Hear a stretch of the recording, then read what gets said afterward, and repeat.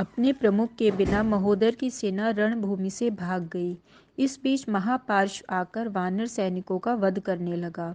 जब अंगद ने अपने सैनिकों को निराश होते देखा तब उसने एक भारी गदा उठाकर उसे पूरी शक्ति के साथ महापार्श्व के रथ पर फेंका। राक्षस और उसके सारथी दोनों को ऐसा आघात पहुंचा जिससे वे मूर्छित होकर गिर गए।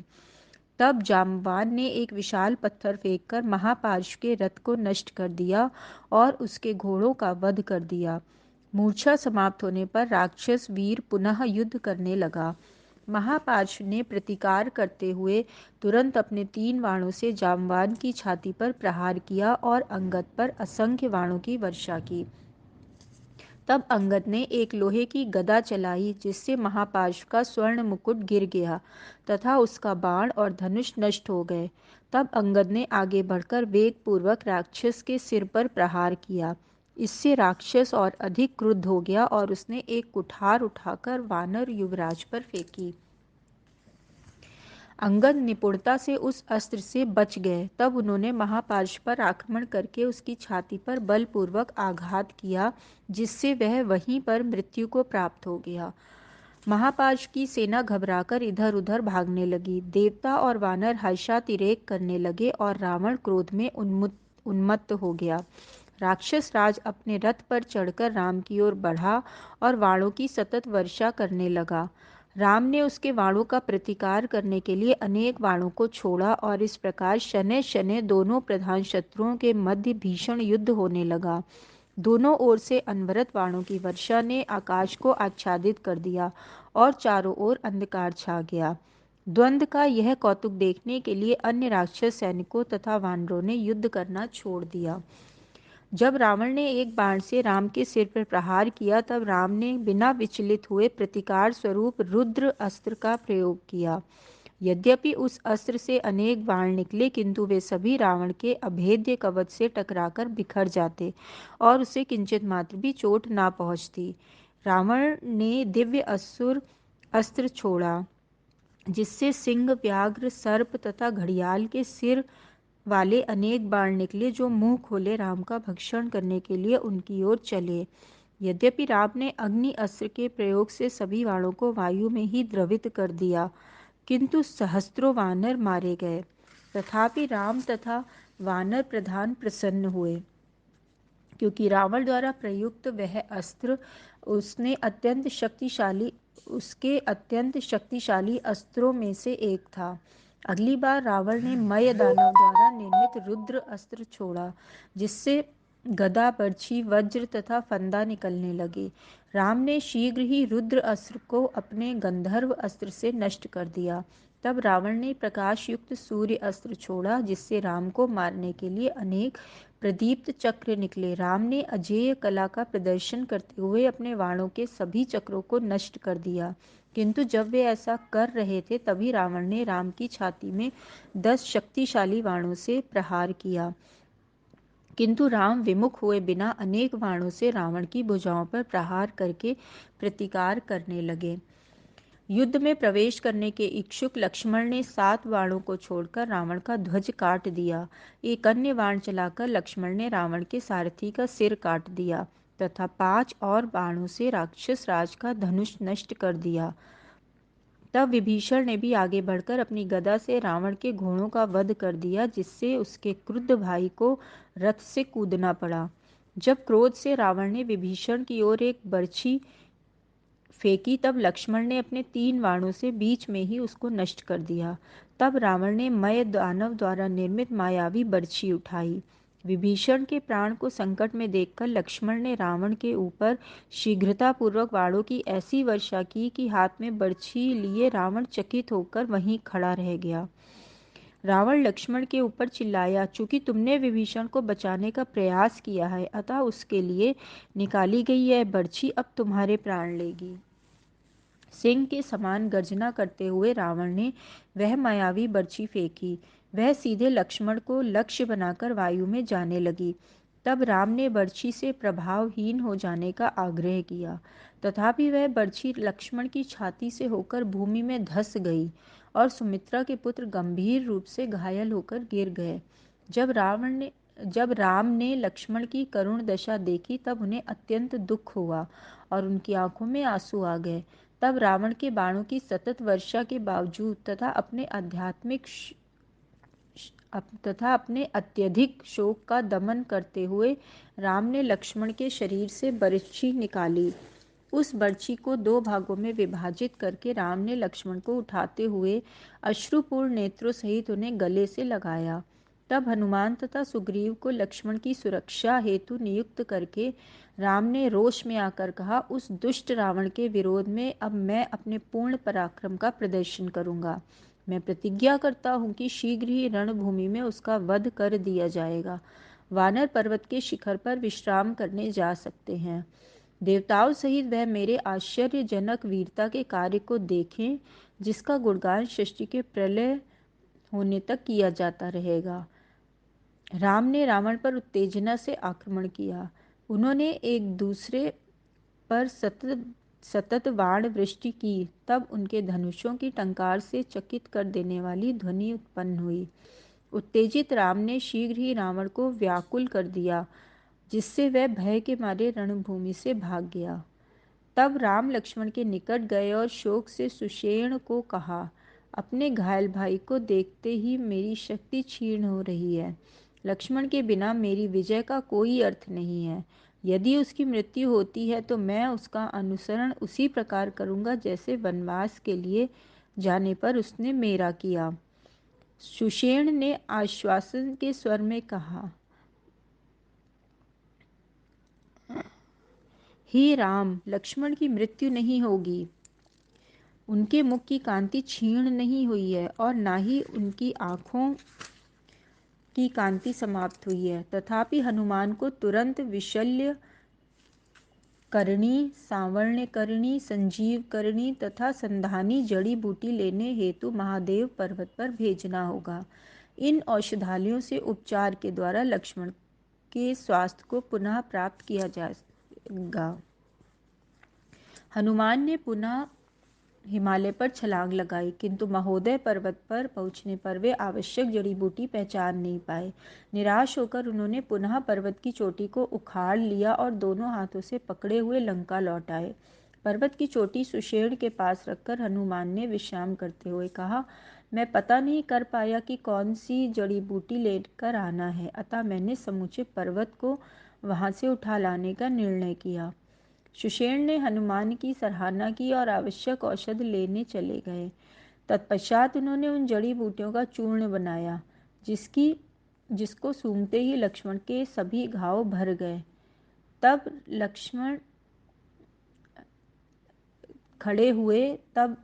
जब लक्ष्मण खड़े हुए तब राम ने उनका आलिंगन करते हुए कहा, मेरा सौभाग्य कि तुम सकुशल हो। हे लक्ष्मण, तुम्हारे बिना सीता को प्राप्त करना या मेरा और अधिक जीना व्यर्थ है। लक्ष्मण बोले, मेरे भाई, कृपया आप इस प्रकार से शोक ना करें। शीघ्र ही रावण के वध की अपनी प्रतिज्ञा पूर्ण करके विभीषण को लंका का राजा नियुक्त करें। इस बीच रावण एक दूसरे रथ पर चढ़कर नगर से बाहर निकला। वह राम के साथ युद्ध करने को उत्सुक था। राम अपना धनुष उठाकर रावण पर बाणों की वर्षा करने लगे, किंतु आकाश से यह दृश्य देखने वाले देवता चकित होकर बोले, तुम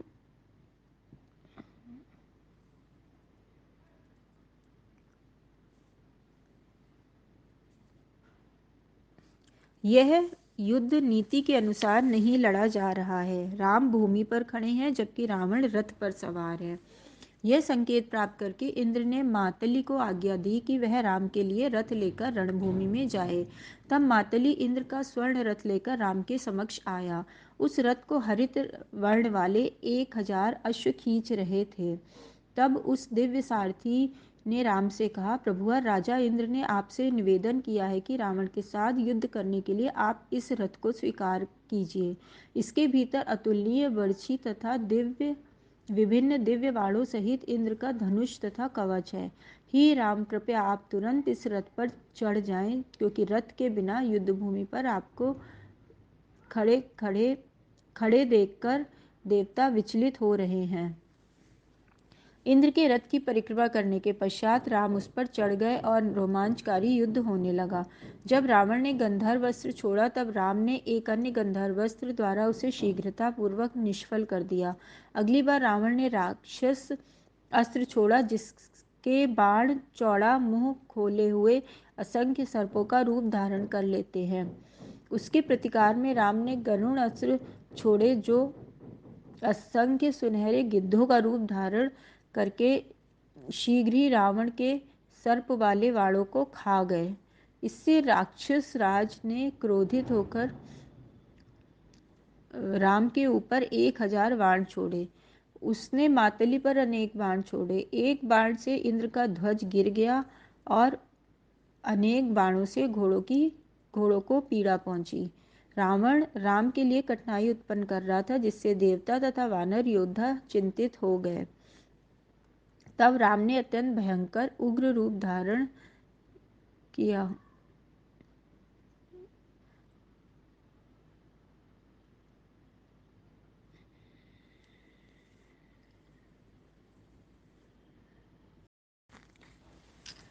तब राम ने अत्यंत भयंकर उग्र रूप धारण कर लिया जिससे पर्वत तथा सागर सहित समूची पृथ्वी कांप उठी। अनेक अपशगुन होने लगे तथा रावण सहित सभी प्राणी भयभीत हो उठे।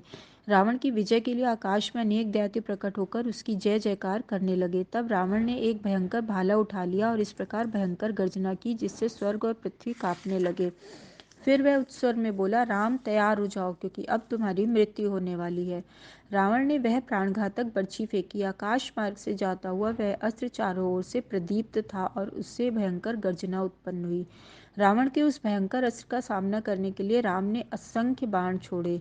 इंद्र ने भी उस विनाशकारी अग्नि को शांत करने के लिए मूसलाधार वर्षा की। जब राम ने देखा कि उनके सभी बाण उस भयंकर बर्छी द्वारा निगल लिए गए हैं तब उन्होंने इंद्र की प्रसिद्ध बर्छी उठाकर फेंकी। आकाश से जाती हुई इंद्र की उस बर्छी ने चारों दिशाओं को प्रकाशित कर दिया तथा रावण की बर्छी से टकराकर उसके अनेक टुकड़े कर दिए जो बिना कोई क्षति पहुंचाए धरती पर गिर पड़ा। तब राम ने बाणों से रावण की छाती, ललाट और घोड़ों को बेध दिया। यद्यपि रावण थक चुका था और उसके शरीर के सभी घावों से रक्त प्रभावित हो रहा था, किंतु वह रोष से राम पर सतत बाणों की वर्षा करता रहा। वस्तुतः रावण ने राम की छाती पर 1000 बाण मारे जिससे वे रक्त से सन गए। बाणों की सतत वर्षा इतनी सघन थी कि राम और रावण एक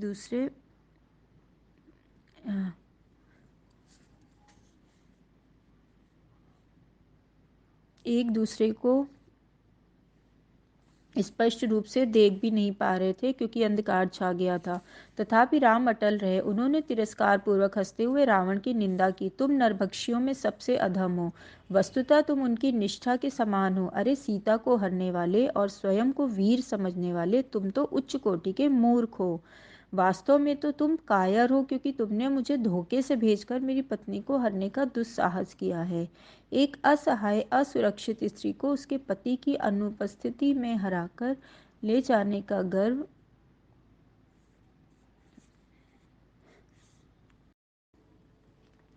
एक असहाय असुरक्षित स्त्री को उसके पति की अनुपस्थिति में हरकर ले जाने का गर्व तुम्हें कैसे है? तुम तो कुत्ते के समान हो क्योंकि कुत्ता घर के मालिक की अनुपस्थिति में रसोई से खाने की वस्तुएं चुरा कर ले जाता है। मेरी अनुपस्थिति में तुमने मेरी पत्नी सीता का हरण किया है। अतः जिस प्रकार यमराज पापी व्यक्तियों को दंडित करते हैं उसी प्रकार मैं तुमको दंड दूंगा। तुम सबसे अधम, पापी और निर्लज्ज हो, अतएव आज मैं अच्युत तुम्हें दंड दूंगा। अरे रावण, आज तुम्हें तुम्हारे योग्य फल प्राप्त होने वाला है। जिस देह में तुम्हारी इतनी आसक्ति है वह सियार और गिद्धों का भोजन बन जाएगी। तत्पश्चात राम अपने बाणों को दुगनी शक्ति और अधिक दक्षता से छोड़ने लगे। इस आक्रमण के साथ वानर भी पत्थरों की वर्षा करने लगे। रावण इतना व्याकुल हो गया था कि वह ठीक से अपने बाण भी नहीं छोड़ पा रहा था। अपनी स्वामी की आसन्न मृत्यु को देखकर रावण का सारथी वेग से रणभूमि छोड़कर राम के बाणों की पहुंच से बाहर हो गया। तब सारथी ने कहा, हे राजन, मैं आपके हित के लिए ही युद्ध छोड़कर आया हूँ। आप शक्ति से वंचित और थके हुए दिखाई देते हैं। अनेक अपशगुन हो रहे हैं, अतः मैंने वह किया जो मुझे अपना परम कर्तव्य प्रतीत हुआ। अपने सारथी के कवचों अपने सारथी के वचनों से रावण शांत हुआ और बोला, शीघ्र ही राम के पास जाओ। एक बार निर्णय लेने के पश्चात रावण अपने शत्रुओं को पूर्णतः पराजित किए बिना लौटकर नहीं आता। रावण की अनुपस्थिति में राम को संघर्ष से थके हुए जानकर अगस्त्य ऋषि राम के सामने आए। यथोचित सम्मान एवं अभिवादन स्वीकार करने के पश्चात अगस्त्य ऋषि बोले, भगवान राम, सूर्य देव को संतुष्ट करने के लिए रचित इस आदित्य हृदय प्रार्थना को कृपया मेरे द्वारा स्वीकार कीजिए। यह मंत्र परम आनंद को प्रदान करने वाला तथा सभी पापों का नाश करने वाला है। इस मंत्र का जाप करने वाले दीर्घायु होते हैं तथा सदैव धर्म के पथ पर चलते हैं। यह मंत्र इस प्रकार है। हे सूर्यदेव, आपको मेरा प्रणाम है। अपने असीम प्रकाश से संपूर्ण ब्रह्मांड का पालन करने के कारण आप सभी देवताओं में प्रधान हैं। अपने असीम कल्याण के लिए वस्तुतः देवता और दैत्य दोनों आपकी आराधना करते हैं। आप ब्रह्मांड की सारी शक्ति के स्रोत हैं तथा प्राणियों के जीवन स्रोत हैं। जैसा कहा गया है, आप परम भगवान के विस्तार भगवान विष्णु की अखंड रूप से अभिव्यक्त करते हैं। वेदों के ज्ञाता प्रतिदिन 3 बार इस अनुकूल मंत्र का जाप करके सूर्य में स्थित भगवान नारायण की आराधना करते हैं। हे प्रतापी सूर्य, केवल आप ही ब्रह्मांड के सघन अंधकार का नाश करने वाले हैं, अतएव मैं आपको नमन करता हूँ। हे परम परमेश्वर के नेत्र तथा विश्व के क्रियाकलापों के साक्षी, मैं आपको बार बार प्रणाम करता हूँ। अंत में अगस्त्य ऋषि ने कहा, हे राम, यदि आप सूर्य की आराधना करते समय इस मंत्र का उच्चारण करें तो आप अवश्य ही अपने शत्रु पर विजय प्राप्त करेंगे। विपत्तिग्रस्त कोई भी व्यक्ति यदि इस प्रार्थना द्वारा सूर्य की आराधना करे तो उसे कभी शोक नहीं होता है। तत्पश्चात अगस्त्य ऋषि चले गए। राम ने पहले ही स्वयं में अधिक स्फूर्ति संचारित होने का अनुभव करने लगे थे और फिर उन्होंने भगवान के पवित्र नामों का उच्चारण करते हुए 3 बार जल का आचमन किया। तब अपनी दृष्टि सूर्य पर केंद्रित करके राम ने आदित्य हृदय मंत्र का उच्चारण किया और अत्यंत आनंद का अनुभव किया। जैसे ही राम अपना धनुष उठाकर रावण की ओर बढ़े, आकाश से सूर्य देव ने उनसे कहा, विलंब ना करें, शीघ्र प्रस्थान करें। तब राम ने अपने सारथी को आज्ञा दी, हे मातली, सावधानी पूर्वक रथ चलाते हुए शीघ्र वहां ले चलो जहां रावण खड़ा है। यह ध्यान आते ही कि वे इंद्र के सारथी से बात कर रहे हैं, उन्हें व्याकुलता होने लगी और वे क्षमा प्रार्थना करने लगे। मैंने तुम्हें इस प्रकार आज्ञा दी मानो मैं ही तुम्हारा स्वामी हूँ। इस बात का मुझे खेद है। मैं रावण का वध करने हेतु उत्सुक हो उठा हूँ, अतः मेरे अपराध को क्षमा करना। राम की नम्रता के प्रदर्शन से मातली के हृदय पर गहरा प्रभाव पड़ा और वह शीघ्र ही रथ को रावण के निकट ले गया। राम और रावण एक दूसरे पर बाण चलाने लगे और भीषण युद्ध आरंभ हो गया। राक्षस राज के विनाश की पूर्व सूचना देने वाले अपशगुन दिखाई देने लगे। मेघों ने रावण के रथ पर रक्त की वर्षा की तथा गिद्धों के झुंड उसका पीछा करने लगे। उसके निकट ही भयंकर उल्कापात हुआ, जिससे सभी राक्षस निराश हो गए और जान गए कि अब शीघ्र ही रावण का अंत होने वाला है।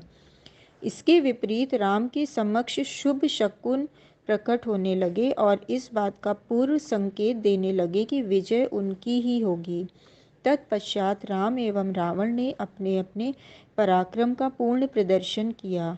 यह प्रतियोगिता इतनी उग्र हो गई कि दोनों सेनाएं आश्चर्यचकित रह गईं। वस्तुतः सैनिक चित्रवत गतिहीन से हो गए।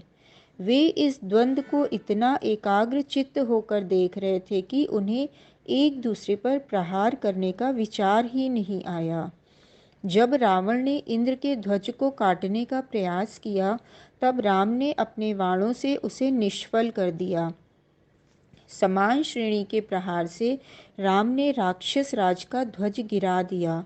अगली बार रावण ने इंद्र के घोड़ों पर प्रहार किया, किंतु जब वे दिव्य घोड़े लड़खड़ाए तक नहीं, तब रावण निराश हो गया। रावण ने माया वाले राक्षसिनी बल का उपयोग करके गदा, चक्र, वृक्षों तथा पर्वतों को फेंकने का आश्रय लिया। राम ने इन सभी अस्त्रों को अपने रथ के समीप आने से पूर्व ही नष्ट कर दिया, जिससे वे वानर सेना के ऊपर गिर गए। राम और रावण दोनों ही सहस्त्रों बाणों से एक दूसरे पर प्रहार करते रहे और बाण आकाश में ही टकराकर रणभूमि में गिरते रहे।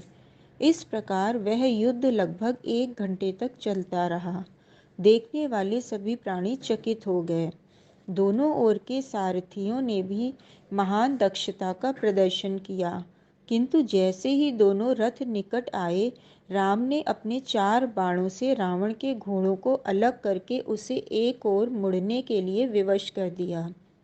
इससे रावण का क्रोध और बढ़ गया और वह बार बार राम पर बाण चलाने लगा।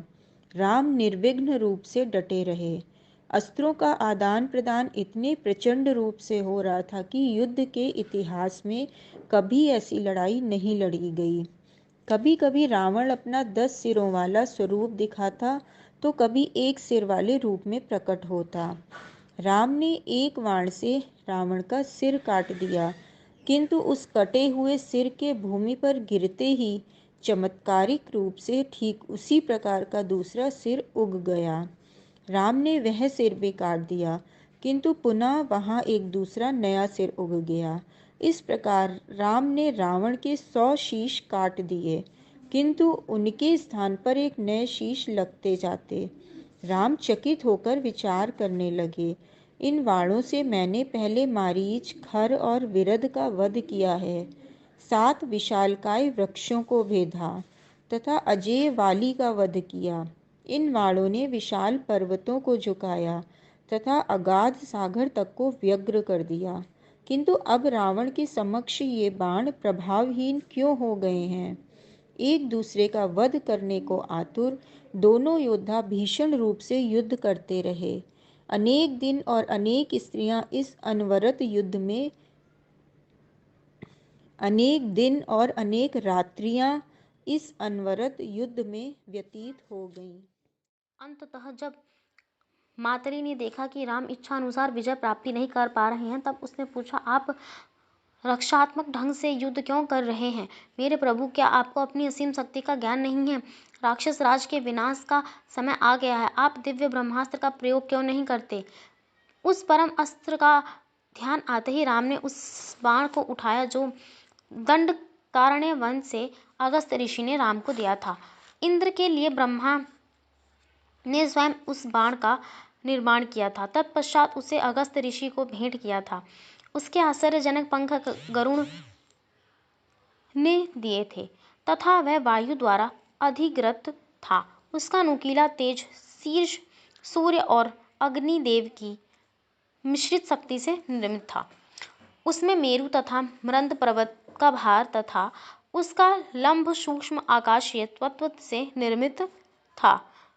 वह आश्चर्यजनक ब्रह्मास्त्र सर्वशक्तिमान तथा अचूक था एवं उसका चौंधिया देने वाला प्रकाश सूर्य के प्रकाश समान था। राम ने इस बाण को आवश्यक मंत्रों से अभिमंत्रित करके अपने धनुष पर चढ़ाया। उस प्रज्वलित बाण पर वानरों की दृष्टि पड़ते ही वे हर्षित हो उठे, जबकि राक्षसों के हृदय में भय उत्पन्न हो गया। जैसे ही राम ने प्रत्यंचा खींची, पृथ्वी कांप उठी, स्वर्ग व्याकुल हो उठा। अंत में जब राम ने वह ब्रह्मास्त्र छोड़ा, तो वह वायु की गति से इस प्रकार मानो मृत्यु स्वयं जा रही हो और राक्षस राज की छाती पर प्रचंड वेग से जा लगा। रावण की छाती को वज्र से आघात के समान भेदने के पश्चात वह भयंकर बाण रावण के पापी प्राणों सहित पृथ्वी में समा गया। फिर वह आश्चर्यजनक ब्रह्मास्त्र पुनः राम के तरकश में प्रविष्ट हो गया। रावण के हाथ के धनुष छूट गया। अपने 10 मुख से रक्त वमन करते हुए वह मरकर भूमि पर गिर पड़ा। यह देखकर राक्षस भयंकर कोलाहल करते हुए चिल्लाने लगे, हाय हाय, यह क्या हुआ, यह क्या हुआ। दिव्य आनंद से भरे हुए वानर योद्धा उच्च स्वर से राम का जय घोष करने लगे तथा भागते हुए राक्षसों का पीछा करने लगे। आकाश से देवता ने अति उत्तम कहकर राम की स्तुति करते हुए उनके रथ पर पुष्पों की वर्षा की तथा दिव्य नगाड़े बजाने लगे। रावण की मृत्यु से ऋषियों और देवताओं को मुक्ति और मन की शांति का अनुभव हुआ, जिसे वे दीर्घ काल से अनुभव नहीं कर पा रहे थे। मंद शीतल सुगंधित पवन प्रवाहित होने लगी। सूर्य ने अपनी निर्मल किरणें बिखेर दी ताकि चारों ओर प्रसन्नता व्याप्त हो जाए। सर्वप्रथम सुग्रीव, अंगद, विभीषण और लक्ष्मण ने आकर राम को प्रणाम किया, किंतु अपने अग्रज को रणभूमि में मृत देखकर विभीषण स्वयं को रोक न पाए और शोक में विलाप करने लगे। इसी बीच रावण की मृत्यु का समाचार महल में पहुंचा। रावण की सभी पत्नियां रणभूमि में आ गईं। उनके केश बिखरे हुए थे, आभूषण अस्त व्यस्त थे तथा वे विलाप करती हुई अपने पति की ओर आ रही थीं।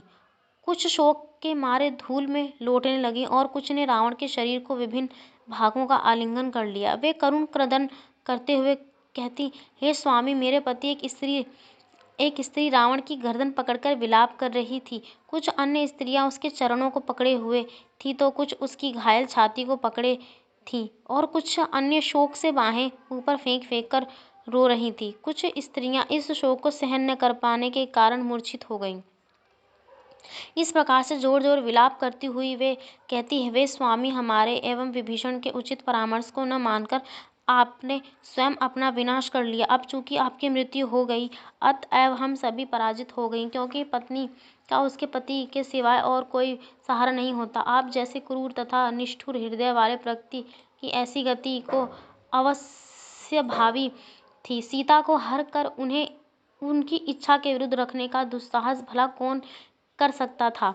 रावण की प्रिय रानी मंदोदरी विलाप करती हुई बोली, हे नाथ, मेरे स्वामी, आपने अन्यों को घोर कष्ट दिया, अतएव आप रावण कहलाए, किंतु अब आपकी पराजय से हम सब पराजित हो गए हैं, क्योंकि आपके बिना यह लंका राज्य शत्रु द्वारा जीत लिया गया है। अब यह किसकी शरण में जा सकता है। मेरे स्वामी, यद्यपि आप महान पराक्रमी थे, तथापि भगवान राम का सामना नहीं कर पाए। आपको अपने पराक्रम का अभिमान था, अतएव आप पृथ्वी के ऊपर अनावश्यक भार बन गए। आप समझ नहीं पाए कि पृथ्वी का भार उतारने के लिए भगवान विष्णु स्वयं भगवान राम के रूप में अवतरित हुए हैं। हे रावण, सीता के लिए आपके मन की पापी भावनाएं ही आपके तथा सभी राक्षसों के विनाश का कारण है। आपने सदैव ही एक महान वीर होने का संवाद किया, तथापि छल से सीता का हरण करके अपनी कायरता को सिद्ध कर दिया। आप वासना के वशीभूत थे, अतः माता सीता के प्रभाव को समझ नहीं पाए। उनके श्राप के कारण ही रामचंद्र द्वारा वध किए जाने पर आपकी ऐसी तुच्छ दशा हो गई है। हे राक्षस कुल के हर्ष, आपके कारण अब लंका राज्य का और हमारा भी कोई राक्षस नहीं रहा।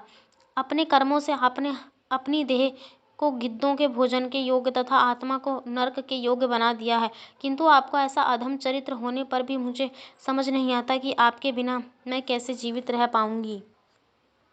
अंत में मंदोदरी रावण की छाती पर अपना सिर टिकाकर मूर्छित हो गई।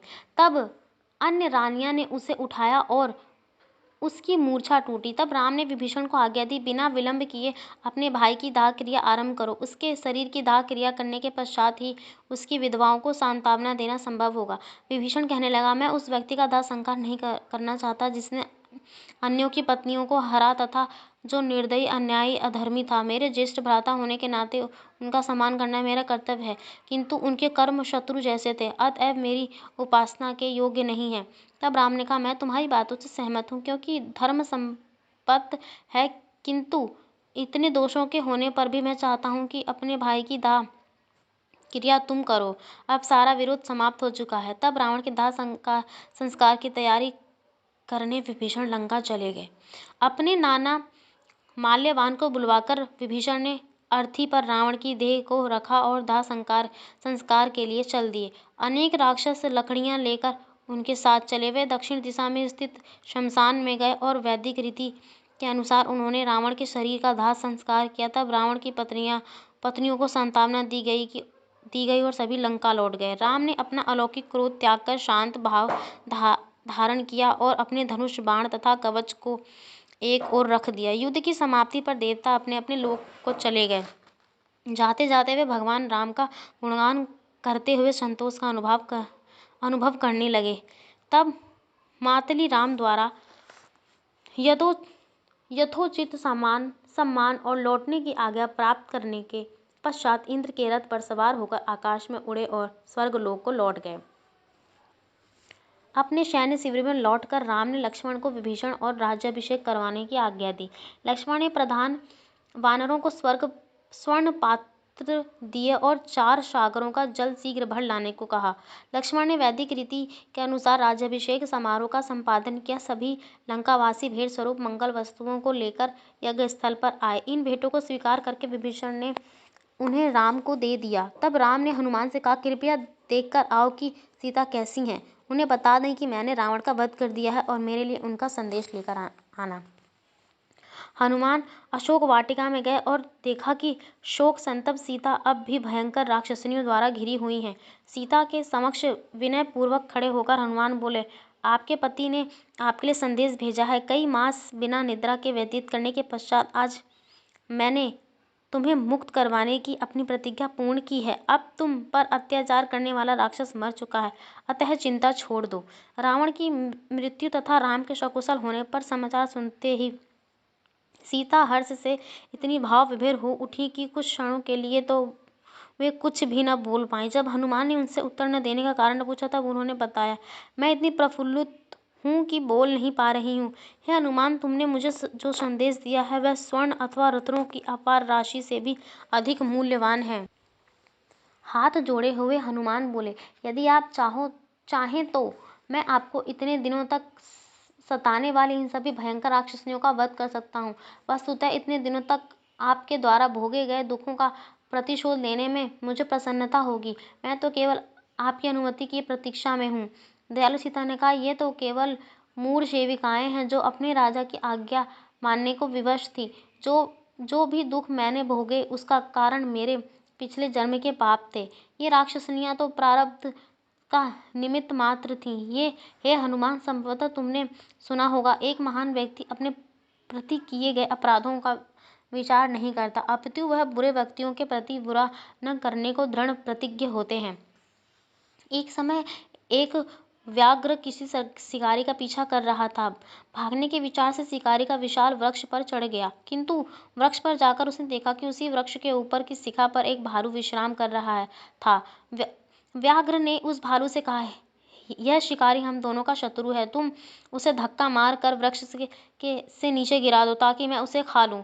किंतु भालू ने उत्तर दिया, चूंकि यह शिकारी उस वृक्ष की शरण में आया है जहां मेरा निवास है, अतः मैं उसे कोई क्षति नहीं पहुंचाऊंगा।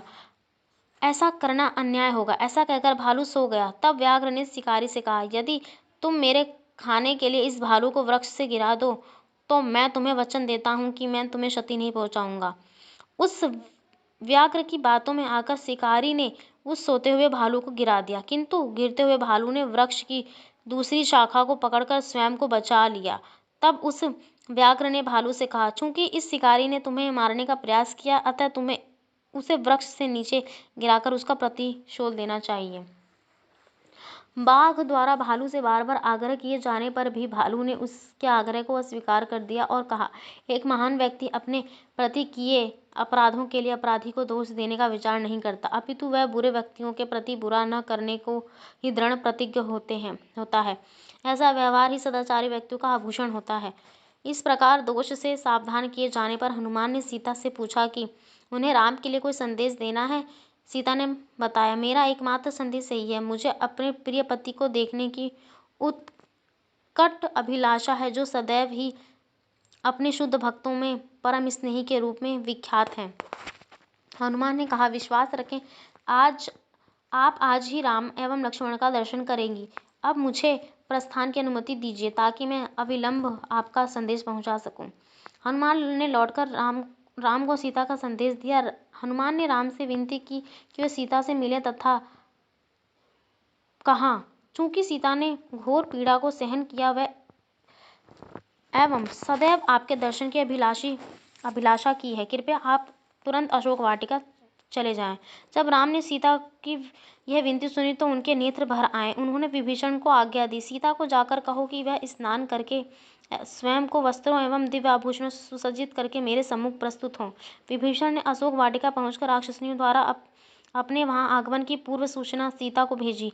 विनय पूर्वक उनके पास जाकर विभीषण ने कहा, राम आपसे भेंट करना चाहते हैं, कृपया मेरे द्वारा लाई गई पालकी पर बैठे। राम ने इच्छा की है कि स्नान आदि करके सुंदर वस्त्र धारण करके तथा दिव्य आभूषणों से स्वयं को अलंकृत करें। सीता ने स्नान किया और स्वयं को अत्यंत सुंदर रूप से सुसज्जित किया। फिर उन्हें पालकी में बिठाकर राम के पास लाया गया। पहले विभीषण राम के पास गए और उन्होंने देखा कि भगवान सिर नीचे किए हुए विचार मग्न है। तब विभीषण ने सीता के आगमन की सूचना दी। राम ने विनती की कि सीता को तुरंत उनके सम्मुख लाया जाए। स्वाभाविक उत्सुकता वानरों के झुंड सीता के दर्शन हेतु वहां आ गए, किंतु विभीषण एवं उसके अन्य सहायक उन्हें वानरों को पीछे हटाने लगे, जिससे वहां उपद्रव होने लगा। अपने सेवकों के प्रति अगाध स्नेह होने के कारण राम ऐसा देखकर खिन्न हो उठे और उन्होंने विभीषण को से कहा, इन वानरों को न सताओ। यदि किसी पवित्र स्त्री को विपदा के समय, स्वयंवर के समय, यज्ञ या विवाह के समय जन समूह देखे तो उसमें कोई दोष नहीं है। अतएव यदि ये वानर सीता के दर्शन करना चाहते हैं तो उन्हें न रोको। तत्पश्चात राम ने आज्ञा दी, सीता को पालकी में से उतारा जाए और मेरे सामने उन्हें पैदल चलकर आने दिया जाए। तब विभीषण सीता को लेकर आ रहे थे। तभी वानर राम की ओर देखकर जान गए कि वो क्रोधित मुद्रा में हैं। राम का गंभीर एवं निष्ठुर आचरण देखकर तब सीता को जन समूह के समक्ष पैदल चलने की आज्ञा पर वानरों को आश्चर्य हुआ। सीता संकोच पूर्वक स्वयं को लज्जा से सिकोड़ती हुई राम के निकट आने लगी। अपने प्रियतम पति का चंद्रमा के समान मुख देखते ही सीता का सारा विषाद तुरंत दूर हो गया, जिससे उनकी स्वाभाविक प्रभा लौट आई। सीता ने अपने प्रियतम का दर्शन करके अत्यंत प्रसन्न थी। उनके कमल के समान मुख से व्यक्त हो रहा था, किंतु राम की मुद्रा कुछ और ही थी। राम का हृदय जन समूह द्वारा निंदा किए जाने के भय से संतप्त था। उन्होंने सीता को क्रुद्ध स्वर से संबोधित करते हुए कहा, मैंने रावण से अपने अपमान का प्रतिशोध लेने तथा उसे पराजित करके तुम्हें वापस लाने की प्रतिज्ञा पूर्ण की है। मैंने राक्षस राज के वध का वह प्रयास तुम्हारे ही नहीं अपितु अपनी कीर्ति तथा इक्ष्वाकु वंश के यश की रक्षा हेतु किया है। वास्तव में तुम्हारा यहाँ आगमन मेरे हर्ष का विषय नहीं है, अतः तुम जहाँ चाहो जा सकती हो। जिस स्त्री का किसी अन्य पुरुष ने आलिंगन किया हो अथवा जिस स्त्री ने किसी अन्य पुरुष का निवास पर इतनी दीर्घ अवधि तक वास किया हो, उसे कोई भी सुसंस्कृत पुरुष स्वीकार नहीं कर सकता।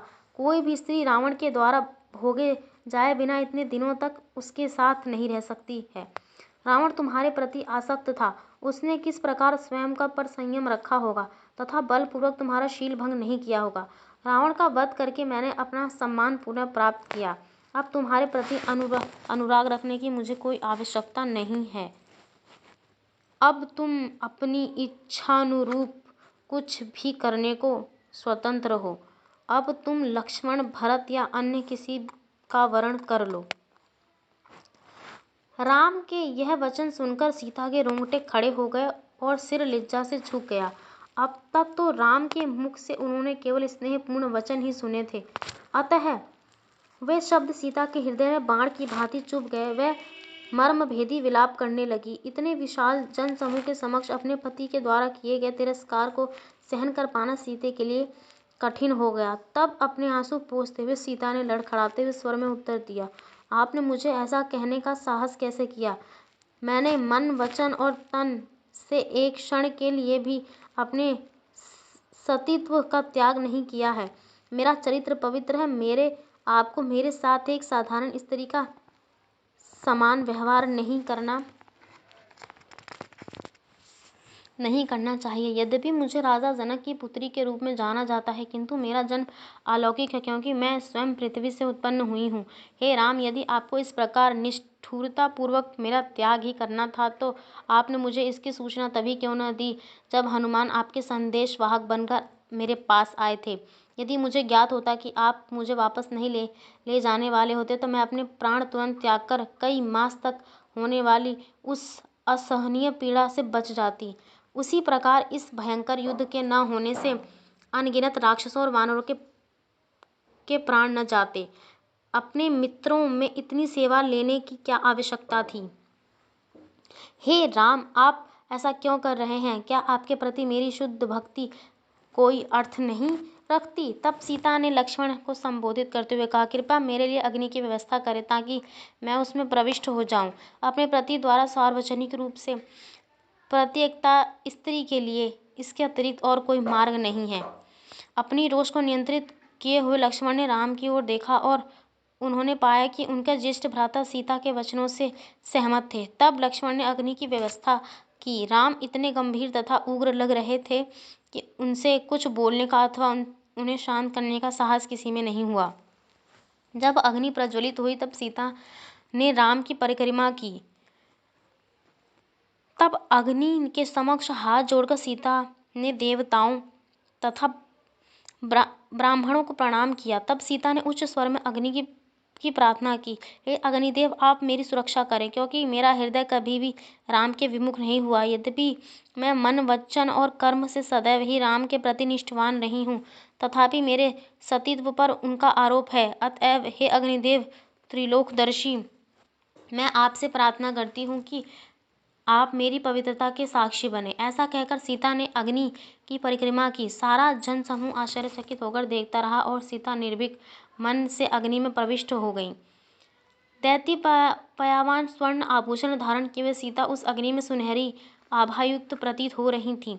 सीता के अग्नि में प्रविष्ट होते ही वहां उपस्थित स्त्रियां भय से चीखने लगी और वहां एकत्रित वानर और राक्षस शोक संतप्त स्वर से चिल्लाने लगे। वह दुख के वातावरण में भी राम विचार मग्न थे। इस बीच मुख्य देवतागण अपने दिव्य वाहनों पर सवार होकर उनके समक्ष प्रकट हुए। जब राम उनके समक्ष हाथ जोड़कर खड़े हुए तब भगवान शिव तथा भगवान ब्रह्मा सहित सभी देवताओं ने कहा, हे परम पूर्ण पुरुषोत्तम भगवान रामचंद्र, आपके द्वारा आपकी नित्य संगिनी सीता की अवहेलना को देख हम अत्यंत दुखी हैं। आप ब्रह्मांड के रचनाकार तथा सभी देवताओं के प्रभु हैं। एक साधारण मनुष्य की भांति आप क्यों अपनी देवता की अवहेलना कर रहे हैं और सीता का त्याग कर रहे हैं? तब राम ने उत्तर दिया, मैं स्वयं को महाराज दशरथ के पुत्र के रूप में एक साधारण मनुष्य मानता हूँ, किंतु यदि भगवान ब्रह्मा कुछ और कहना चाहते हो तो कहें। भगवान ब्रह्मा ने कहा, मेरे प्रिय भगवान राम, आप स्वयं साक्षात भगवान नारायण हैं और नारायण के सभी रूपों के समान हैं। आप मूल पूर्ण पुरुषोत्तम भगवान कृष्ण के संपूर्ण विस्तार हैं। आप सभी कारणों के कारण हैं। आप विश्व रूप तथा इस लौकिक जगत के आधार हैं। हम सब देवता आपके अंश एवं नित्य सेवक हैं। सीता स्वयं साक्षात लक्ष्मी अर्थात भाग्य की देवी हैं। आप दोनों रावण का नाश करने के लिए ही पृथ्वी पर अवतरित हुए हैं। अब चूंकि यह कार्य पूर्ण हो गया है, अतएव आप जब तक इच्छा करें तब तक पृथ्वी पर राज करने के पश्चात आध्यात्मिक आकाश स्थित अपने अलौकिक निवास को लौट सकते हैं। जब भगवान ब्रह्मा मौन हुए तब सीता सहित अग्निदेव ज्वाला से प्रकट हुए। अग्नि ने सीता को राम के समक्ष प्रस्तुत किया। तब सभी ने देखा कि उनके लाल वस्त्र, आभूषण, केश आदि पर कहीं भी जलने के चिन्ह नहीं थे। सर्वव्यापी साक्षी होने के नाते अग्नि ने घोषणा की, हे राम, आपकी पत्नी सीता पूर्णतः निष्कलंक है। सीता मन, वचन तथा दृष्टि से सदैव ही आपके प्रति निष्ठावान रही हैं, तो फिर उनके कर्मों का क्या कहना। अतएव प्रभुवर राम, अपने कठोर वचनों और व्यवहार को त्याग कर आप निसंकोच इन्हें स्वीकार कीजिए। अग्निदेव द्वारा दिए गए प्रमाण से राम प्रसन्न हुए और उनके नेत्रों से आनंद के आंसू बहने लगे। उन्होंने कहा, हे अग्निदेव, सीता की निष्कलंक पवित्रता का जन साधारण को विश्वास दिलवाने के लिए अग्नि पर परीक्षा आवश्यक थी। यदि मैं उन्हें ऐसा करने से रोक देता तो सामान्य जन उनकी पवित्रता को प्रमाणित किए बिना मेरे द्वारा स्वीकार किए जाने पर मेरी आलोचना करते। मुझे आसक्त जानकर मेरी लोक निंदा होती। मैं सीता की पवित्रता से अनभिज्ञ नहीं था और यह भी जानता था कि रावण उन्हें कभी दूषित नहीं कर सकता। वे अपनी धर्मपरायणता की शक्ति द्वारा सदैव ही पूर्ण रूप से सुरक्षित थीं। मैंने तो उनकी अवहेलना करने का अभिनय मात्र किया। वस्तुतः सीता मुझसे पृथक नहीं है। वह मेरी अंतरंगा शक्ति हैं। जिस प्रकार सूर्य की किरण सूर्य से पृथक नहीं हो सकती, उसी प्रकार सीता से पृथक होकर मेरा अस्तित्व संभव नहीं है। श्रील प्रभुपाद टीका करते हैं, वास्तव में तो सीता को हर लेना रावण के लिए असंभव था। जिन सीता को वह हर कर लेकर गया था वह सीता का मायावी रूप था, अर्थात माया सीता। जब सीता ने अग्नि परीक्षा दी तब उनका मायावी रूप भस्म हो गया और वास्तविक रूप अग्नि में से निकलकर आ गई। इस उदाहरण में ऐसा समझा जा सकता है कि एक स्त्री इस विश्व में कितनी भी सामर्थ्यवान क्यों न हो, उसे अवश्य ही सुरक्षा प्रदान करनी चाहिए, क्योंकि असुरक्षित होने पर उसे रावण जैसे राक्षस सताने लगते हैं। सीता माता रामचंद्र से विवाह होने से पूर्व अपने पिता के संरक्षण में थी। अतएव निष्कर्ष यह निकलता है कि एक स्त्री को सदैव सुरक्षा प्रदान की जानी चाहिए। वैदिक नियमों के अनुसार स्त्री को स्वतंत्रता नहीं दी जाती है, क्योंकि स्त्री स्वतंत्र होकर स्वयं की सुरक्षा नहीं कर सकती। सीता से पुनर्मिलन होने पर राम को अलौकिक आनंद का अनुभव हुआ। उनकी लीलाएं उनकी अतरंगा शक्ति का वह प्राकट्य हैं जो आध्यात्मिक आदान प्रदान की अभिरुचि के उद्देश्य से की जाती है। तब भगवान शिव ने राम का आलिंगन किया और कहा, हे प्रभु, अतुल्य बल वाले राक्षस रावण के वध करके आपने आश्चर्यजनक वीरता का कार्य किया है, जिसका गुणगान विश्व का संहार होने तक लोकों में किया जाता रहेगा। आकाश की ओर संकेत करते हुए भगवान शिव ने कहा, हे राम, देखिए आपके पिताश्री दिव्य रथ पर बैठे प्रतीक्षा कर रहे हैं। आपकी कृपा से वो मुक्त होकर इंद्रलोक में निवास कर रहे हैं। आप शीघ्र वहां पर लक्ष्मण सहित जाकर महाराज दशरथ से मिलें, क्योंकि वे आपके दर्शन हेतु ही यहाँ आए हैं। राम और लक्ष्मण ने वहां जाकर अपने पिता को प्रणाम किया। अत्यंत प्रसन्न होकर महाराज दशरथ ने राम को अपनी गोद में लेकर कहा, मेरा स्वर्ग में निवास करना मुझे वास्तविक आनंद नहीं देता है।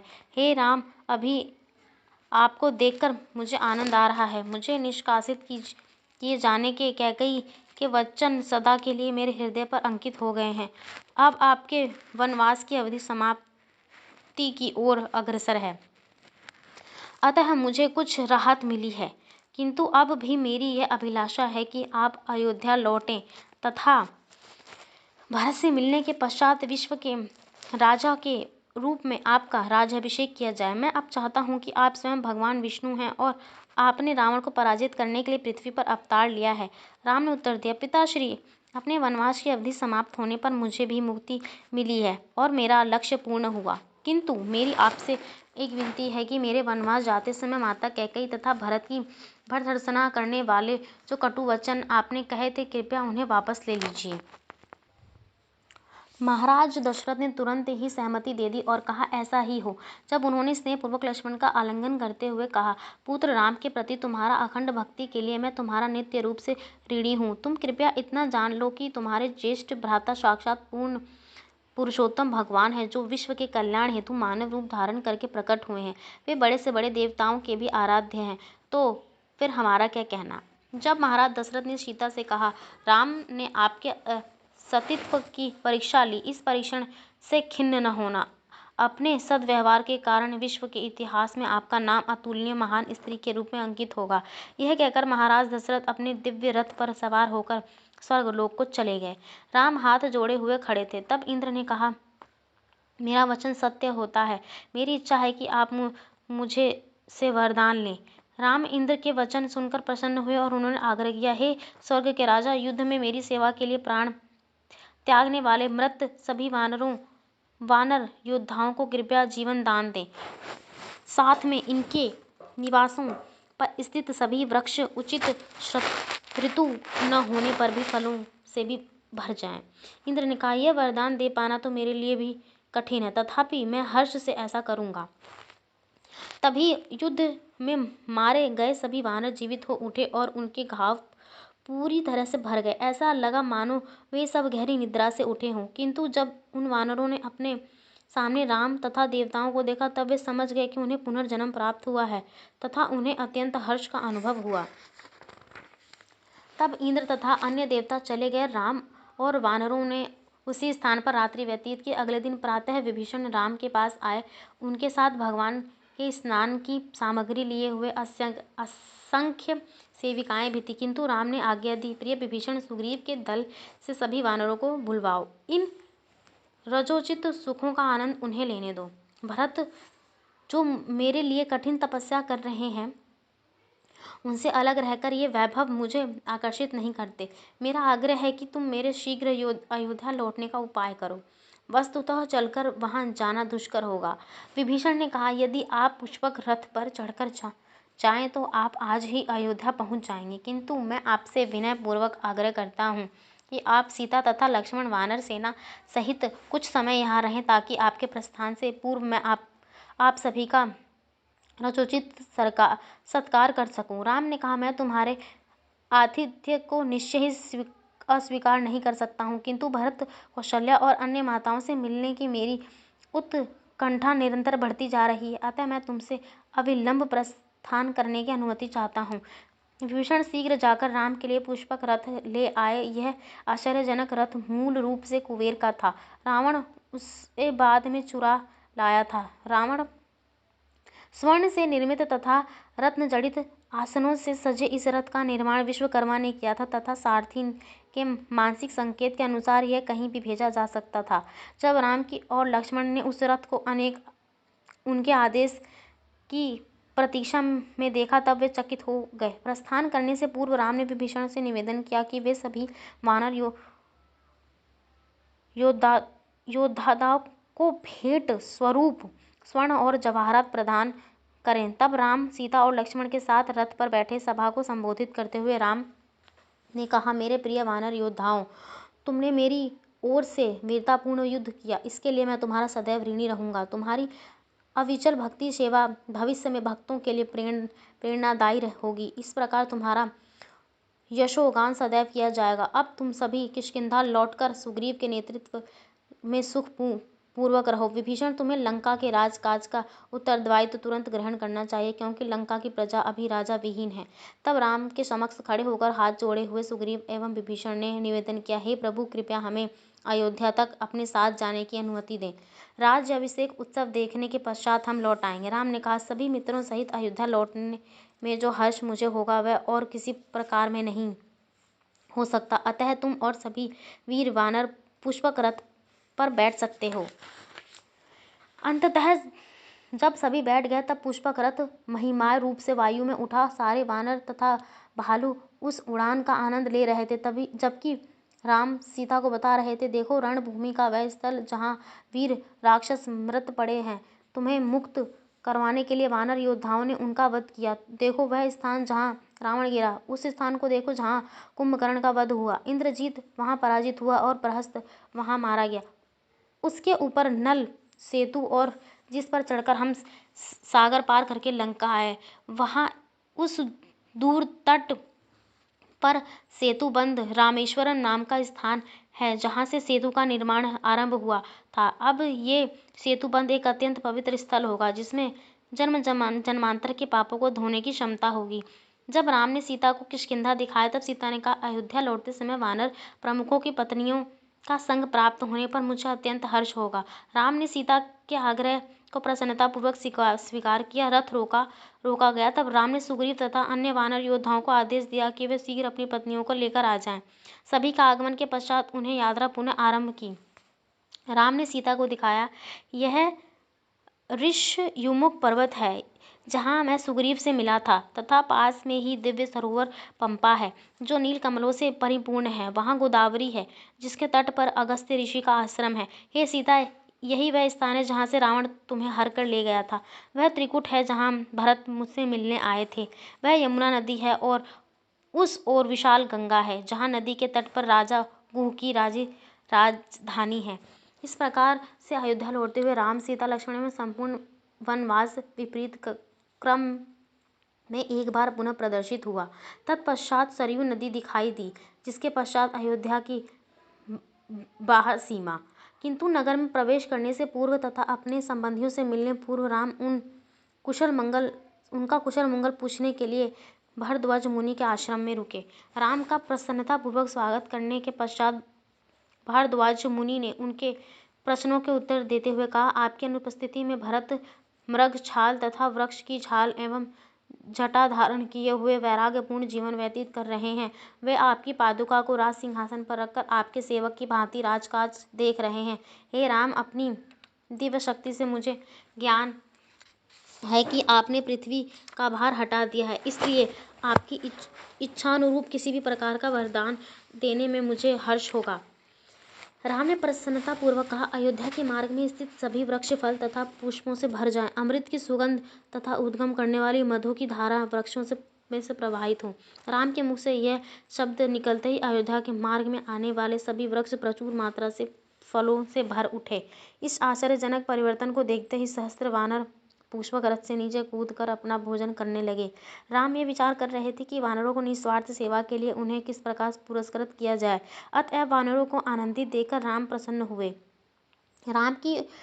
हनुमान की ओर मुड़कर राम ने कहा, कृपया गुह को मेरे आगमन का संदेश दे दो। फिर नंदीग्राम जाकर भरत को रावण का सीता को हर कर ले जाने तथा मेरे द्वारा उन्हें मुक्त करवाकर वापस ले आने की सारी घटना बता दो। मेरे आगमन की सूचना सुनकर भरत के मुख आते हुए भावों को ध्यान से देखना। तब इस आश्रम से प्रस्थान करने के पूर्व तुम सब कुछ आकर मुझे बता देना। यदि कैकेयी माता के निवेदन के कारण अथवा राजोचित वैभव या पद प्रतिष्ठा के मोह के कारण भरत स्वयं राज्य करना चाहते हों तो उन्हें ऐसा करने देने में मुझे प्रसन्नता होगी। मानव रूप धारण करके हनुमान चल पड़े। वे वायु में उड़ते हुए गए। पहले उन्होंने गुह को सूचना दी। राम भारद्वाज मुनि के आश्रम में रात्रि व्यतीत करने के पश्चात उनसे गुह से भेंट करने आएंगे। नंदीग्राम पहुंचकर हनुमान ने भरत को वृक्ष की छाल एवं झाट एवं जटा धारण किए हुए देखा। भरत फल मूल खाकर एक छोटी सी कुटिया में निवास करते थे। वे अत्यंत कृशकाय और दयनीय प्रतीत हो रहे थे। जब हनुमान भरत के पास जाकर बोले, मैं राम का दूत हूँ, उन्होंने आपका कुशल मंगल पूछा है तथा अपने शीघ्र ही अयोध्या लौटने का संदेश आपको भेजा है। हनुमान के सुंदर वचन सुनते ही भरत का मुख हर्ष से खिल उठा। तब वे हर्षित होकर तथा दिव्य भाव से विभोर होकर मूर्छित हो गए। मूर्छा टूटने पर भरत खड़े हुए और अत्यंत संतुष्ट होकर उन्होंने हनुमान का आलिंगन किया।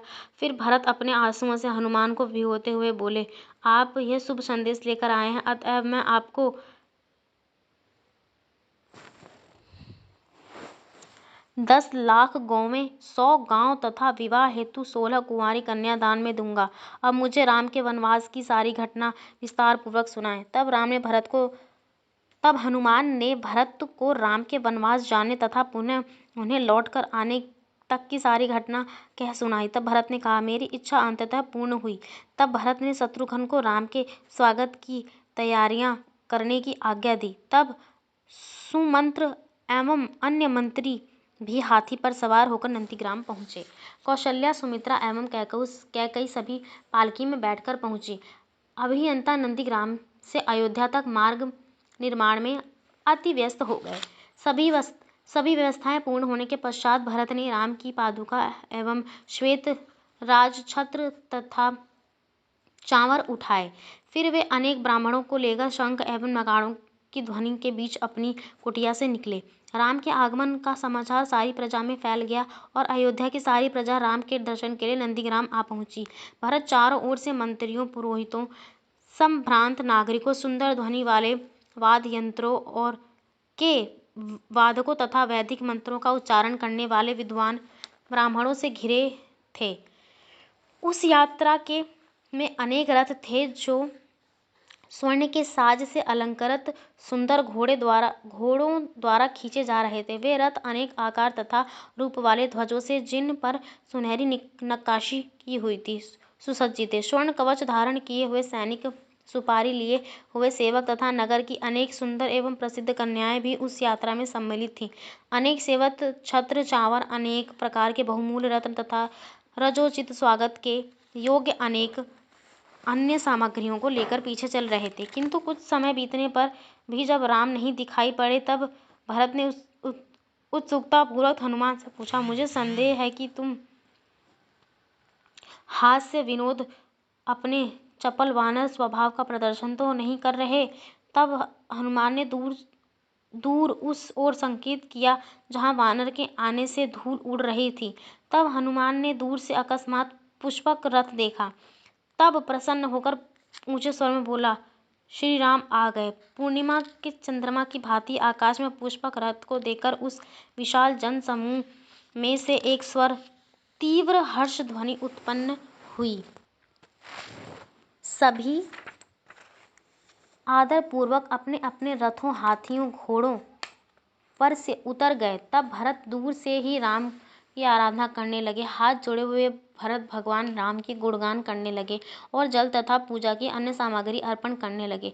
अंततः जब भरत ने स्पष्ट रूप से रथ में बैठे दिव्य प्रभायुक्त राम को देखा, तब उन्होंने आदर से प्रणाम किया। उस दिव्य विमान के उतरते ही भरत दौड़कर अपने ज्येष्ठ भ्राता का अभिवादन करने रथ पर चढ़ गए। राम भी भरत का आलिंगन करने एवं उन्हें अपनी गोद में लेते हुए अपने स्थान से उठ गए। आनंद से भरत का हृदय द्रवित हो उठा।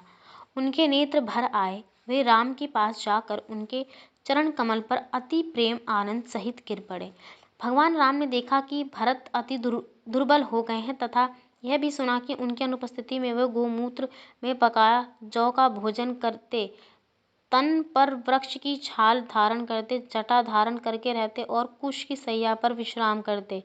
सर्वाधिक कृपालु भगवान राम यह देखकर दुखी हुए। तत्पश्चात भरत ने लक्ष्मण एवं सीता का अभिवादन तथा उनकी स्तुति की। तब उन्होंने सुग्रीव का आलिंगन करके उनका स्वागत किया और कहा, यद्यपि हम 4 भाई हैं, किंतु आप हमारे 5वें भाई के समान हैं। इस बीच राम ने अपनी माता कौशल्या के पास जाकर प्रेमपूर्वक उनके चरण स्पर्श किए। तब बारी बारी से राम ने सुमित्रा, कैकई एवं वशिष्ठ को प्रणाम किया। सभी प्रजा हाथ जोड़े हुए राम का स्वागत करने उमड़ पड़ी। सीता तथा लक्ष्मण सहित भगवान रामचंद्र ने विद्वान ब्राह्मणों एवं कुल के वरिष्ठों को प्रणाम किया तथा अयोध्या की सारी प्रजा ने भगवान राम को प्रणाम किया। अयोध्या की प्रजा अपने राजा को लंबी अवधि की अनुपस्थिति के पश्चात देखकर उन्हें पुष्पों की माला भेंट करके तथा आनंद विभोर होकर नृत्य करने लगी। तत्पश्चात भरत राम की चरण पादुका हाथ में लेकर उनके समक्ष आए। उस चरण पादुका को राम ने कमल चरणों पर ध्यान पूर्वक रखते हुए भरत ने कहा, यह वही राज्य है जिसका मैंने आपकी अनुपस्थिति में निरीक्षण किया। आपकी कृपा से अयोध्या फल फूल रही है तथा उसके धन कोष एवं सेना में 10 गुना वृद्धि हुई है। मेरा कर्तव्य अब पूर्ण हुआ। अब से मैं सब कुछ आपके ऊपर छोड़ता हूँ। उस लकड़ी की चरण पादुका को राम को अर्पित करने के पश्चात भरत हाथ जोड़े हुए तथा अश्रुपूरित नेत्रों सहित खड़े हो गए। रामचंद्र ने भरत का आलिंगन किया और बहुत देर तक वहीं खड़े अश्रुपात करते रहे, जिससे भरत पूरे भीग गए। तत्पश्चात राम ने पुष्पक रथ को आदेश दिया कि वह अपने वास्तविक अधिकारी कुबेर देव के पास चला जाए। इस प्रकार से वह दिव्य वाहन आकाश में उत्तर दिशा की ओर चला गया। तब जैसे ही राम अपने गुरु वशिष्ठ के चरणों के पास बैठे, भरत ने उनसे आग्रह किया, भ्राता श्री, कृपा करके आप अविलंब अपने राज्याभिषेक के लिए अयोध्या चले और रचोचित सुख सुविधाओं का जीवन स्वीकार करें। उत्सव के वातावरण में भगवान रामचंद्र अयोध्या पहुंचे। मार्ग में जाते हुए उन पर सुंदर सुगंधित पुष्प बरसाए गए और उनका राजकीय रीति से स्वागत किया गया। भगवान ब्रह्मा तथा अन्य देवता हर्षित होकर उनकी लीलाओं का गुणगान कर रहे थे। कुल पुरोहित वशिष्ठ की आज्ञा से राम का केश लोचन किया गया, जिससे उन्हें जटा से मुक्ति मिल गई। स्नान आदि करने के पश्चात राम ने रचोचित वस्त्र धारण किए तथा उन्हें हारों एवं आभूषणों से सुसज्जित किया गया। तीनों माताओं ने सीता तथा वानरों की पत्नियों को भी उसी प्रकार से सजाया। तब शत्रुघ्न की आज्ञा से सुमंत्र एक अति सुंदर सुसज्जित रथ लेकर राम के समक्ष आए। राम सौम्यता पूर्वक रथ पर चढ़े। भरत ने लगाम थामी तथा शत्रुघ्न ने श्वेत राजछत्र पकड़ा। राम के दोनों ओर चमर डुलाते हुए लक्ष्मण तथा विभीषण खड़े थे। आकाश से देवता एवं ऋषि मुनि अति उत्तम वचनों द्वारा राम की स्तुति कर रहे थे। जैसे ही राम अयोध्या की ओर बढ़े पूरा विशाल जन समुदाय उनके पीछे पीछे चल पड़ा। मानव रूप में प्रकट हो सभी वानर हाथियों पर सवार थे। तत्पश्चात जब राम ने अपनी राजधानी में प्रवेश किया तब उन्होंने देखा कि सारे नगर उनके स्वागत के लिए अपने घरों से निकलकर मार्ग पर आकर खड़े हो गए हैं। स्त्री पुरुष बच्चे वृद्ध सभी की दृष्टि राम पर ऐसे टिकी थी मानो उनका खोया हुआ जीवन वापस आ गया हो। उत्तेजना में अपने वस्त्र हिला हिलाकर तथा कूद कूद कर प्रजा तिरेक करने लगी। हमारे प्रिय राजकुमार लौट आए हैं, अपने भक्तों का पालन करने वाले भगवान राम की जय। वाद्य यंत्रों के वादन एवं वैदिक मंत्रों के उच्चारण के बीच राम ने अपनी प्रेम दृष्टि से प्रजा का अवलोकन किया। राम ने अपने मंत्रियों का स्वागत किया तथा वानरों एवं विभीषण के साथ अपनी मैत्री के विषय में अवगत करवाया। इस प्रकार वे अपने पिता के महल में आए। राम ने अपना महल सुग्रीव के उपयोग के लिए दिए जाने की आज्ञा दी। तब भरत वानरराज का हाथ पकड़कर उन्हें वहां तक ले गए। भरत के लिए आग्रह पर जामवान, हनुमान, गवय तथा ऋषभ 4 सागरों का जल ले आए। तब 500 शक्तिशाली वानर 500 पवित्र नदियों का जल ले आए। तब जल के सभी पात्र वशिष्ठ के सामने रखे गए। उसके पश्चात ऋषि ने राम एवं सीता के बहुमूल्य रत्नों से निर्मित एक राज सिंहासन पर बैठाया। वामदेव, जाबाली, कश्यप, कात्यायन, सुयग, गौतम तथा विजय जैसे ऋषियों ने वशिष्ठ की सहायता की। वशिष्ठ ने पहले स्नान संस्कार संपादित किया, जिससे ब्राह्मणों ने सर्वप्रथम स्नान करवाया। फिर बारी बारी से राम को एक कुंवारी कन्या, उनके मंत्रियों, मुख्य योद्धाओं तथा वैश्यों द्वारा स्नान करवाया गया। अंतिम स्नान करवाने के पश्चात वशिष्ठ ने 4 लोकपालों तथा आकाश से राम का राज तिलक देखने वाले अन्य देवताओं को राम के ऊपर जड़ी बूटी को छिड़कने का आदेश दिया। जैसे ही राम बहुमूल्य रत्नों से सजाए गए स्वर्ण राज सिंहासन पर बैठे, वैसे ही वशिष्ठ ने उनके ललाट पर राज मुकुट पहना दिया तथा उनके शरीर को स्वर्ण आभूषणों से सजाया। इस राज मुकुट को, जिसे पहले इक्ष्वाकु वंश के सभी राजाओं द्वारा पहना गया था, ब्रह्मा ने विशेष रूप से वह वस्त्र मनु के राज तिलक के लिए बनवाया था। इंद्र के आदेश पर वायु ने 100 सुनहरे कमल पुष्पों की माला राम को अर्पण की तथा रत्नों तथा मोतियों से बने एक दिव्य हार उन्हें भेंट किया। शत्रुघ्न राम के शीश के ऊपर रजोचित छत्र को पकड़े हुए खड़े थे तथा सुग्रीव एवं विभीषण उनके दोनों ओर खड़े होकर चंवर डुला रहे थे। तत्पश्चात गंधर्व गीत गाने लगे तथा अप्सराएं नृत्य करने लगीं। राम ने 10 लाख गौवें, 3 लाख स्वर्ण मुद्राएं तथा सभी प्रकार के बहुमूल्य रत्न ब्राह्मणों को दान में दिए। राम ने सुग्रीव को कहा एक दिव्य हार भेंट किया तथा अंगद को हीरे तथा बहुमूल्य रत्न जड़ित कंगनों का एक जोड़ा दिया। राम ने वायु द्वारा उन्हें दिया गया हार सीता को भेंट किया। साथ ही साथ अनेक भव्य वस्त्र भी भेंट किए। हनुमान की सेवा के लिए सीता ने भेंट स्वरूप उन्हें अब कुछ देना चाहा। मन में ऐसा विचार करते हुए सीता ने राम के द्वारा दिया गया हार अपने गले से निकालकर राम की ओर प्रश्नसूचक दृष्टि से देखा। सीता की इच्छा जानकर राम ने वह हार उन्हें हनुमान को भेंट में दे देने का आग्रह किया। इस प्रकार उन्होंने प्रसन्नता पूर्वक उसे हनुमान को गले में पहना दिया। तत्पश्चात सभी मुख्य वानरों को बहुमूल्य वस्त्र एवं आभूषण प्रदान किए गए। इसके प्रकार राम का राज्याभिषेक महोत्सव सुंदर ढंग से संपन्न हुआ। पूर्ण रूप से संतुष्ट वानर अपने अपने राज्यों को लौट गए और विभीषण लंका लौट आए। सबके चले जाने पर राम ने लक्ष्मण से कहा, मेरे भाई, अब चूंकि मेरा राज्याभिषेक हो चुका है, अतः मेरी इच्छा है कि तुम्हें अपनी उत्तराधिकारी के रूप में नियुक्त करूं। इस प्रकार से बार बार निवेदन करने पर भी लक्ष्मण कुछ न बोले, क्योंकि उन्हें यह प्रस्ताव स्वीकार नहीं था। राम लक्ष्मण के मन की बात समझ गए, अतः यह सम्मान उन्होंने भरत को दिया। राम ने अपनी राजधानी अयोध्या से पूरी पृथ्वी पर 22,000 वर्षों तक शासन किया। उन्होंने 100 अश्वमेध यज्ञों सहित अनेक अन्य यज्ञ करवाए। भगवान राम के राज में वन, नदियां, पर्वत, टीले, भूमि, सातों द्वीप तथा सातों सागर सभी प्राणियों के लिए जीवन संबंधी आवश्यकताओं की प्रचुर मात्रा में पूर्ति करते थे। सभी प्रकार की शारीरिक एवं मानसिक पीड़ा, व्याधि, जरावस्था, विछोह, दुख, निराशा, भय तथा कष्ट का नितांत अभाव था। अपने पतियों की मृत्यु पर विलाप करने वाली विधवाएं नहीं थीं। न रोग होता और न ही चोरी होती। वस्तुतः वन्य प्राणी भी अपनी स्वाभाविक शत्रुता त्याग कर एक दूसरे का वध नहीं करते थे। प्रजा न्यायपरायण थी तथा राम को अपना भगवान एवं स्वामी मानती थी। इसके अतिरिक्त प्रजा राम को ही अपना प्राण तथा अपनी आत्मा मानती थी। सभी को आयु सहस्त्रों वर्षों तक की होती थी तथा उनके सहस्त्रों पुत्र होते थे। उनके राज्य में मृत्यु तक बिना इच्छा के नहीं आती थी। सदैव राम की चर्चा होती थी। इस प्रकार से ऐसा लगता था मानो सारी पृथ्वी भगवान के राज्य वैकुंठ में परिवर्तित हो गई है।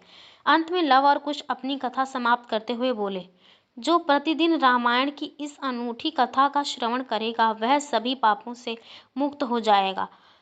जो अपनी उत्तेजनाओं को वश में करके विश्वास पूर्वक इस कथा को सुनेगा उसे पराक्रम, लंबी आयु एवं विजय की प्राप्ति होगी।